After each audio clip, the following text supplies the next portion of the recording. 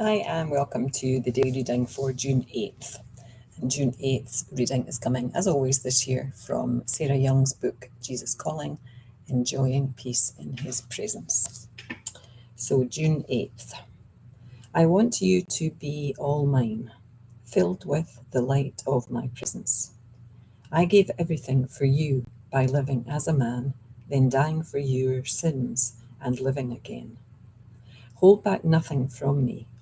Bring your most secret thoughts into the light of my love. Anything you bring to me, I transform and cleanse from darkness. I know everything about you, far more than you know of yourself. But I restrain my yearning to fix you, waiting instead for you to come to me for help. Imagine the divine restraint this requires, for I have all power in heaven and on earth. Seek my face with a teachable spirit. Come into my presence with thanksgiving, desiring to be transformed. And this reading ties in with Matthew 28, verse 18, and Psalm 100, verse 4. Wow, I want you to be all mine, filled with the light of my presence. I strive for that light, being filled with light, so that you're almost shining as you walk through your day.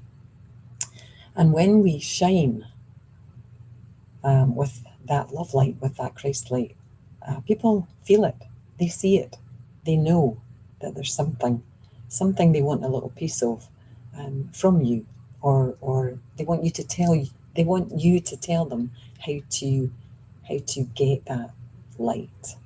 And I've seen loads of graphics over the years about one person, like the graphic's kind of grey, but one colourful person with a light bulb, is in the middle, and then they just they can illuminate the rest of the group just by being that light bulb, by being that beacon. And I think when we are filled with, when we give ourselves fully to Jesus and to God, and we give ourselves fully to the concept of love and love being in control, then we can be the beacon. So seek my face with a teachable spirit. Be open. Just be open to possibilities. I can't possibly know if any of this is true, but it resonates with me. It maybe didn't resonate with me 2 years ago or 4 years ago. It maybe resonated with me 10 years ago. But at the moment, it resonates fully with me. And if even a little bit of it kind of triggers something in you that you might like to explore, then that's what these readings are for. For me, it's a whole year of spiritual exploration for me, but mainly about my Christianity with God and Jesus. And, I think I've said before, but you might not have watched any of the other videos, this little book jumped off the bookshelf and asked to be bought last fall. And I had no intentions of buying a book called Jesus Calling. And it just felt like it was a sign, it was right, and this was meant to be. I was guided to do these readings. So I've given myself kind of fully. And I love this bit about the restraint from fixing us. We're not broken.